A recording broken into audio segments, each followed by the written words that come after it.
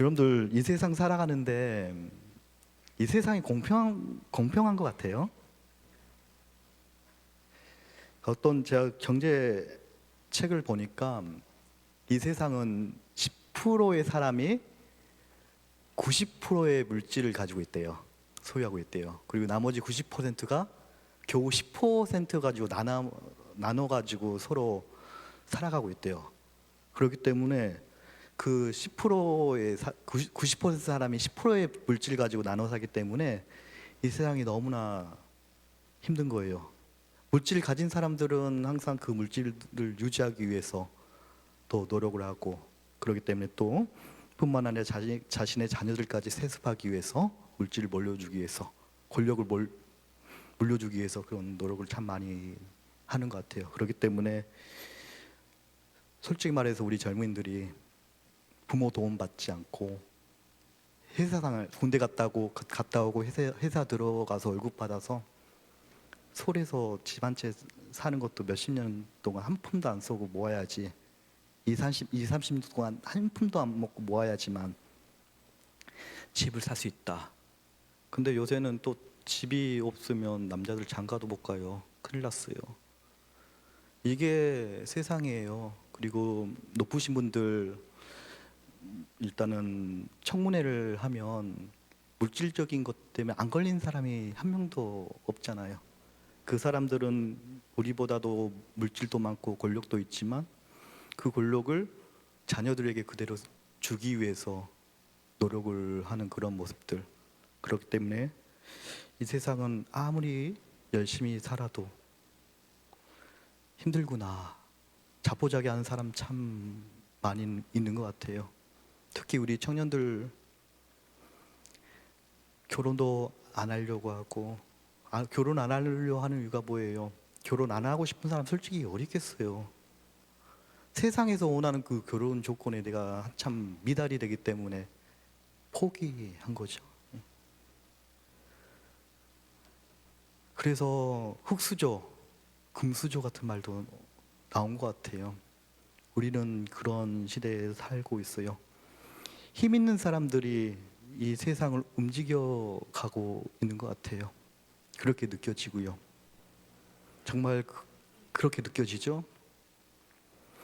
근데 폴 피어스라는 선교 역사 운동사라는 책을 지은 사람이 이런 말을 했어요. 하나님의 역사는 변두리의 역사이다. 하나님의 역사, 성경에 등장하고 있는 역사를 보면 마치 힘이 있는 사람들이 이 세상을 움직여가는 것처럼 보이지만 성경의 역사를 살펴보면 하나님의 은혜를 체험했던 사람에 의해서 이 하나님의 역사는 이어간다는 그런 이야기를 했어요. 사실 팍스 노마라에서 청년 이상의 그 나라를, 지중해를 완전히 장악했던 그 나라 사라졌어요. 징기스칸이라는 왕이 이 세상에서 가장 많은 영토를 차지했다고 하는데 그 찬란한 역사는 한줌매체가 되어버렸어요. 중국의 수많은 청나라, 명나라, 당나라, 세상을 호령했던 나라들 다 사라졌어요.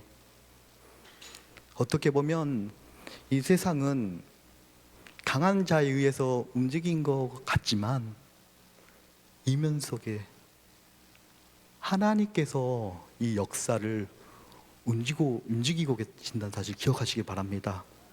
우리나라도 마찬가지 아니에요. 우리나라도 힘 있는 사람들 위해 자지우지했지만 우리나라가 민주주의로 가장 많이 발전됐다고 세계에서 인정을 하잖아요. 이 민주주의 발전하기 위해서는 수많은 사람의 피가 있었고 열정이 있었기 때문에 힘이 없다는 사람들, 민초에 의해서 결국은 이 세상은 변화가 일어나는 것을 우리는 볼 수가 있어요. 아마 이것도 하나님의 은혜라고 저는 믿습니다. 하나님께서는 지금도 일하고 계십니다. 오늘 본문 말씀은 족보가 등장하고 있어요. 네 자손의 족보가 등장하면서 아론, 모세까지 그 자녀들 그리고 손자까지 이어지고 있는 것을 볼 수가 있어요. 사실 우리가 족보를 보면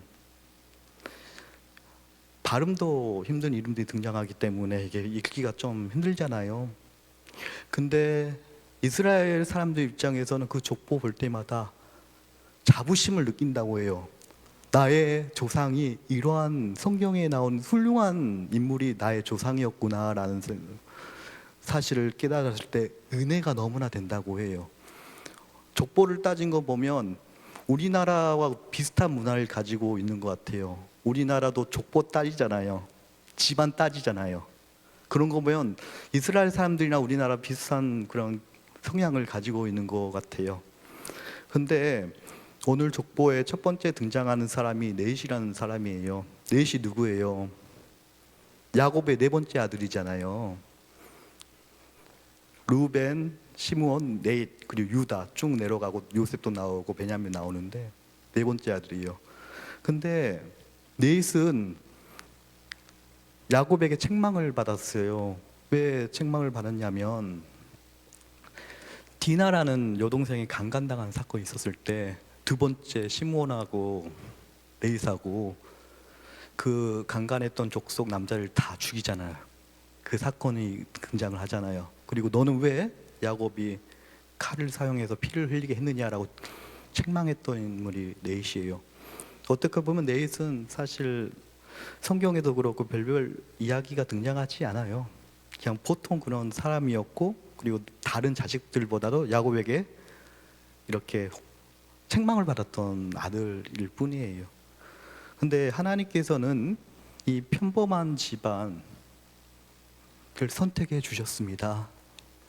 넷은 12지파 중에서 어떤 역할을 합니까? 하나님께 성결한 지파로 선택해서 각각의 지파에 흩어져서 하나님께 제사를 드리는 그 성결한 그런 직분을 맡아서 수행을 하게 되잖아요. 어떻게 보면 하나님께서는 족보 따지지 않으세요. 평범한 사람을 사용하신다는 거예요. 오늘 등장하고 있는 아론과 모세, 출애굽기는 거의 모세 이야기잖아요. 출애굽기 다 보면 하나님이 이적할 때 모세와 아론은 이렇게 기록되어 있거든요. 보통 모세와 아론은. 근데 족보가 등장한 부분에서는 아론과 모세는 이렇게 기록됐어요. 오늘 본문에도 처음에는 족보 부분에서는 아론과 모세는, 후반절에 그 모세의 그런 이스라엘 백성을 구원한다고 할 때는 모세가 아론을 이렇게 적혀 있어요. 물론 사실은 여기서 모세는 첫 번째 아들이 아니에요. 두 번째 아들이잖아요. 우리는 장자 중심이기 때문에 어떠면 이것도 우리나라 좀 비슷한 것 같아요. 우리나라 그 대를 잇기 위해서는 장자가 굉장히 중요하잖아요. 장자가 제사도 다 하고 아마 이스라엘 비슷한 문화인 것 같아요. 인간적인 눈에는 장자에게 축복권을 다 주잖아요. 그렇죠? 근데 창세기부터 쭉 보면 장자들이 하나님의 축복의 역할을 감당을 하나요? 한번 볼까요? 아브라함의 첫 번째 아들 누구예요? 이스마엘. 그리고 나중에 이삭을 주셨죠. 이삭의 첫 번째 아들 누구예요? 쌍둥이 예서. 두 번째가 야곱. 두 번째 아들에게 축복을 주신 거죠. 야곱의 12아들 중에서 누가 축복을 받아요? 루벤이 축복 받습니까? 하나님의 영적인 축복? 영적인 축복은 요셉이 나중에 두목을 받기 때문에 영적인 축복은 요셉이 받지만 육적인 축복은 유다의 후손, 네 번째 아들 후손을 통해서 다윗이 나오고 나중에 예수님 나오잖아요. 이런 거 봤을 때는 우리 인간적인 기준에는 첫 번째 아들이 다 축복을 다 가져가야 되는 게 정상인데 하나님의 우선순위는 그 사람이 얼마나 믿음을 가졌느냐, 얼마나 하나님을 더 갈망을 했느냐, 하나님을 찾느냐. 하나님 찾는 사람이 하나님의 축복을, 영적인 축복을 가져가는 것을 성경을 통해 볼 수가 있어요. 하나님께서는 세상 사람처럼 그런 순서대로 축복을 주지 않아요. 내가 하나님을 먼저 찾는 사람에게 축복을 주신다는 사실 기억하시기 바랍니다. 사실 모세는 별 볼 일 없는 사람이에요. 사실은 태어나자마자 모세는 죽어야 했어요. 바로가 2살 아래 아이들은 다 나일강에 던져 죽어라, 죽여라 했더니 차마 죽일 수 없기 때문에, 나일강가 죽일 수 없기 때문에 어머니가 어떻게 해요? 숨어서 키우잖아요. 근데도 얘가 도저히 감당 못하니까 바구니에다가 띄어 보내잖아요. 어떻게 보면 모세는 태어나자마자 죽을 수밖에 없는 그런 평범한 안타까운 인생이에요. 하지만 그 안타까운 인생으로 태어난 모세를 하나님께서 선택해 주셨고 애굽의 공주를 통해서 성장시켜 주셨어요. 하나님의 은혜로요. 살 수 없는 아이가 하나님의 은혜로. 그리고 또 왕자 생활하지만 40년 지나서 40년 동안 광야에서 고생은 다 하잖아요. 그리고 또 하나님께서 고생하고 있을 때 모세를 사용하셔서 이스라엘 구원할 수 있는 구원자의 역할을 감당할게, 리더의 역할을 감당할 수 있도록 인도해 주시잖아요. 그럼 아론이 첫 번째 아들이에요. 근데 아론은 자신의 형인데 모세의 그런 요구에 대해서 순종했어요. 하나님께서 모세에게 말씀하시면 아론은 이스라엘 백성들에게 대변해 주었어요. 어떻게 보면 내가 형인데 자존심이 상할 수 있잖아요. 근데 모세를 섬겼어요. 모세 사역 잘 할 수 있도록 감당을 해주셨어요. 그러한 아론의 순종적인 모습을 하나님께 또 기억을 하셨네요. 예. 그러면 이스라엘 역사를 보면 제사장은 누가 되는 거예요? 첫 번째 제사장이 누구예요? 제사장은 그때 그 구약 시대 때는 하나님 만날 수 있는 유일한 사람이에요. 모든 제사를 주관하는 사람이 제사장이에요. 아론이 제사장이 되잖아요. 그리고 아론의 아들들이 제사장 되잖아요. 이거 엄청난 축복 아니겠습니까? 근데 축복의 자리에 있을 때 이게 좋은 것만은 아닌 것 같아요. 항상 긴장을 해야 된다는 거예요. 언제나 성결을 유지해야 했어요. 언제나 하나님 앞에 거룩한 모습으로 생활을 해야 했어요. 그때는 아침도 제사 드리고 저녁도 제사 드려요.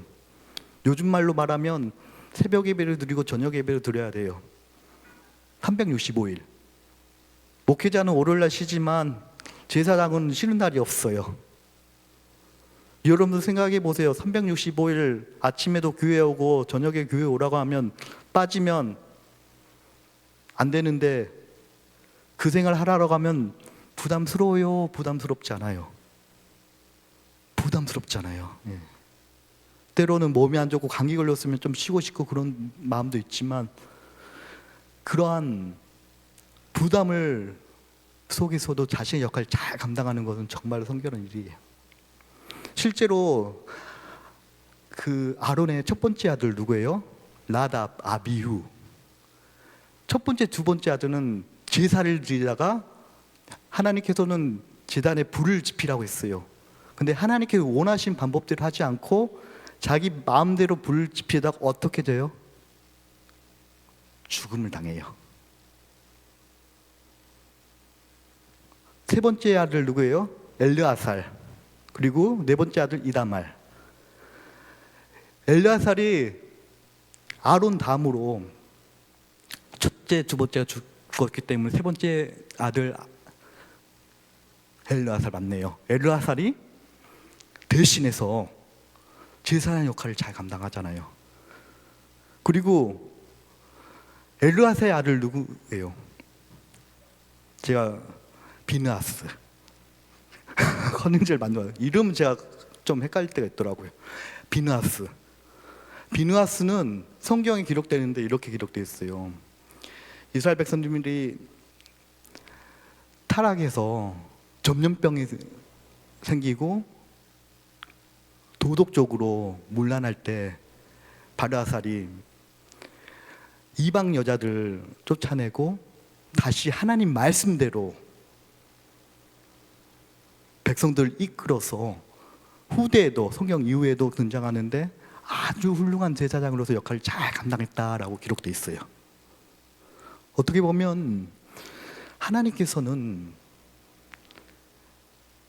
하나님에 대해 자신의 역할, 자신의 이치에서 최선을 다한 사람을 사용하신다는 사실을 기억하시길 바랍니다. 하나님께서는 바로 우리 모두가 하나님을 만날 수 있는 통로자는 거예요. 세상 사람들은 뭔가 권력이 있고 힘이 있어야지만 뭔가의 힘을 발휘한다고 이야기를 하죠. 근데 우리 하나님의 사람은 나한테 달린 거예요. 우리 모두 다 선택되었어요. 우리 모두 다 하나님께서는 태초부터 우리를 하나님의 자리를 인도할 수 있도록 이끌어 주셨어요. 그래서 칼빈이라는 사람은 애정설이라는 표현을 사용해요. 애정설이 뭐예요? 우리가 생각할 때는 애정설이라는 것은 하나님께서 우리를 선택해 줬기 때문에 우리는 축복의 자녀다. 그러면 하나님을 믿지 않는 사람은 어떤 사람이에요?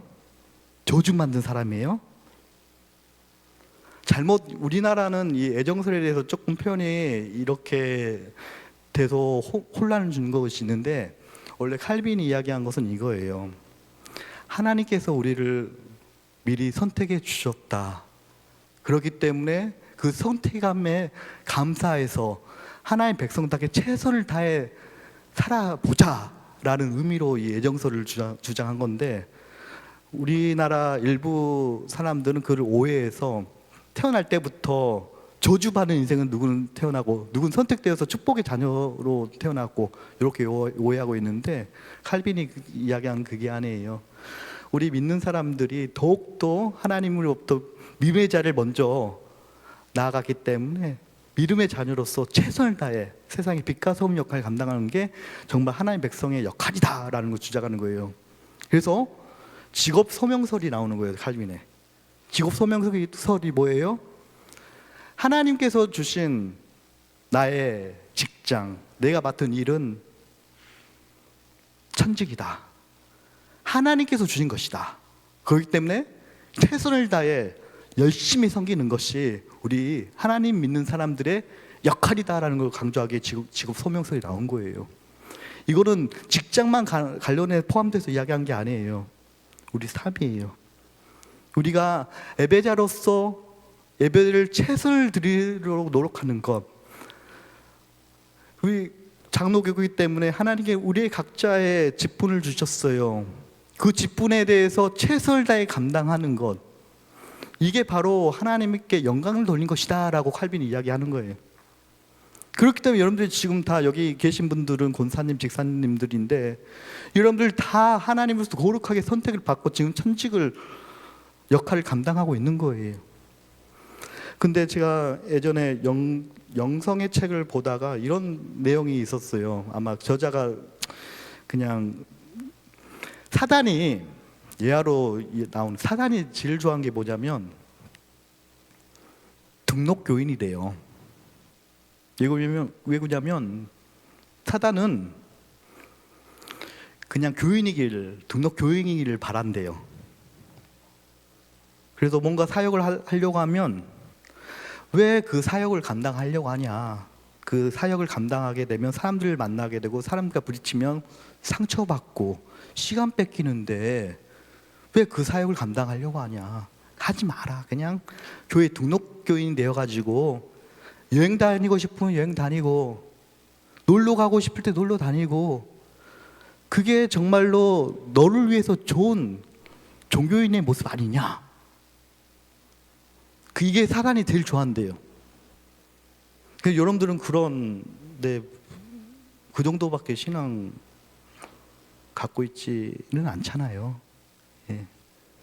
우리는 하나님께서 선택해 주신 귀한 직분을 가지고 있다는 거예요.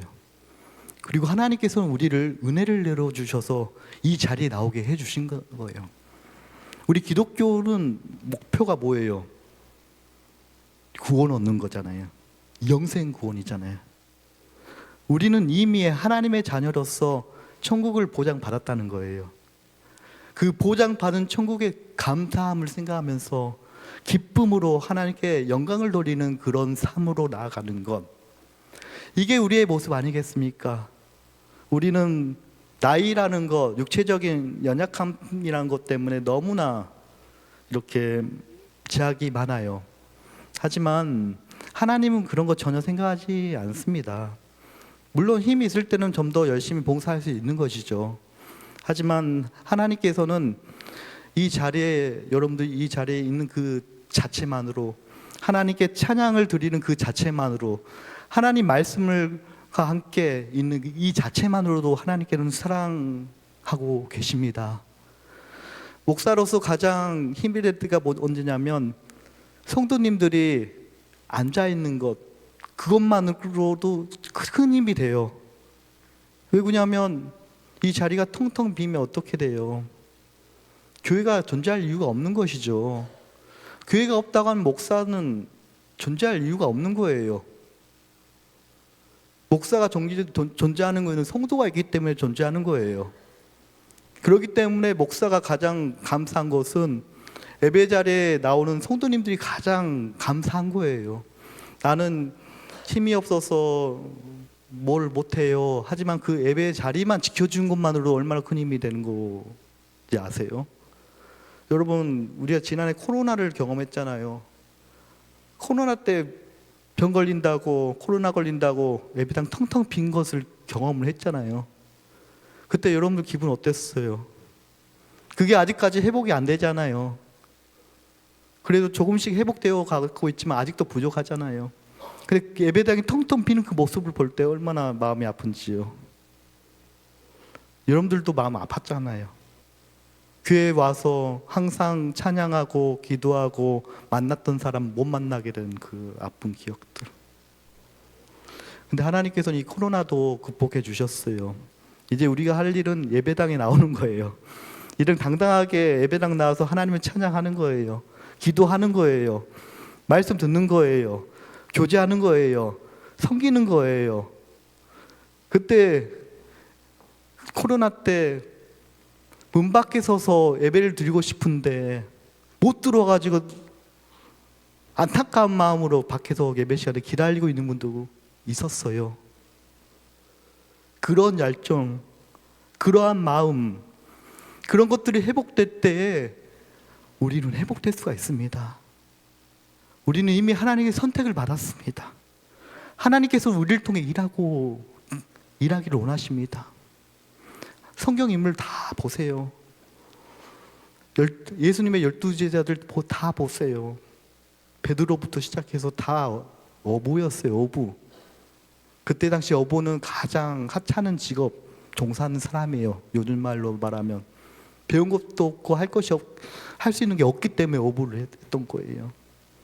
성경의 인물 다 보세요. 그 유일한 다윗도 첫 번째 아들입니까? 막내 아들이잖아요.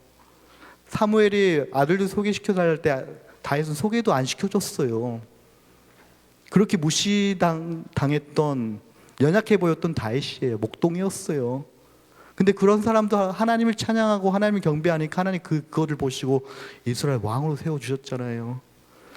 성경에 있는 많은 인물을 보세요. 그 사람들이 힘이 있어요. 능력이 있어요. 본인들이 힘을 과시하다가 하나님께 혼나잖아요. 다윗도 자기 힘 믿고 과시하다가 군대 숫자 계산하는 게 뭐예요? 나 힘이 이렇게 세다라는 거 과시하다가 하나님께 책망받잖아요. 다윗도 자신의 왕의 자리에 있으면서 자신의 그런 편한 자리에 있을 때 하나님 잃어버리니까 유부녀를 자신의 아내를 삼는 그런 범죄를 범하잖아요.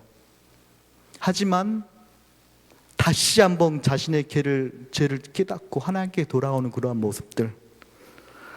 성경에 보세요. 다 주변 인물들이에요. 똑똑한 인물 하나도 없었어요. 다만 하나님의 역사는 저는 부족합니다. 저는 부족합니다. 바울 이름 처음에 뭐예요? 바울 처음 이름은 예수님 만나기 전에 사울이에요. 사울은 무슨 뜻이에요? 큰 자. 바울은 무슨 뜻이에요? 작은 자. 바울이 하나님의 역사, 하나님의 귀한 사역 감당할 수 있는 것도 저는 작은 자입니다. 저는 부족합니다. 저는 키도 작고 말도 어눌하고 능력도 없습니다 라고 했을 때 그때 하나님께서 역사가 일어나기 시작하는 거예요. 아마 하나님도 답답한 거야. 제 그냥 그대로 놔두면 너무나 힘들어서 넘어질 것 같아서 하나님께서 그 연약함을 보시고 그 연약한 사람을 사용하시는 그러한 모습들. 바로 우리 하나님께서는 간절한 사람 사용하신 것 같아요. 하나님께서는 나는 부족합니다. 하나님 함께 해주세요. 출애굽기에 등장한 우리 모세도 저는 부족합니다. 하나님의 지팡이 이거 쫙 기적의 지팡이 붙드는 이유가 뭐예요? 하나님 나와 함께 해주세요. 성경에는 모세가 하나님을 쉽게 만났다고 이렇게 기록되어 있는데 필요할 때 저는 이렇게 생각해요. 성경에는 기록되어 있지 않지만 뭔가 문제가 생겼을 때 모세가 아마 하나님께 간절히 기도했을 거예요. 하나님 도와주세요. 그때 하나님께서 말씀해 주시지 않았을까? 모세가 항상 하나님과 동행했다는 것은 하나님과 함께 대화를 했다는 것이고, 대화를 했다는 것은 요즘 말로 말하면 항상 말씀과 기도를 붙잡고 살았다는 거 아니겠습니까? 저는 여러분들 그러한 모습이 회복되고 그런 모습 나갈 때에 하나님께는 우리를 선택해 주십니다. 우리 모두가 하나님의 선택받는 자예요. 저는 여러분 모두가 하나님께 축복의 도구가 되기를 축원드리겠습니다. 기도하겠습니다.